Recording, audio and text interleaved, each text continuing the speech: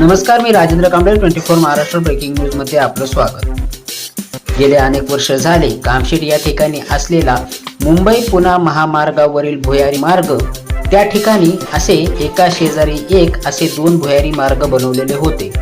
परंतु गेले अनेक वर्षापासून त्यातील एक भुयारी मार्ग हा फक्त लोकांच्या जाण्या येण्यासाठी खुला होता।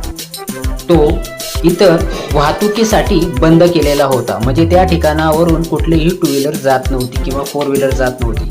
परंतु काही दिवसापूर्वी या भुयारी मार्गातून आता टू व्हीलर जाण्याची सोय केलेली आहे। खरं तर गेले अनेक वर्षापासून ती प्रतीक्षा संपली असंच म्हणावे लागेल। नेमकं हा भुयारी मार्ग कशासाठी बनवला असा प्रश्न नागरिक वारंवार विचारत होते।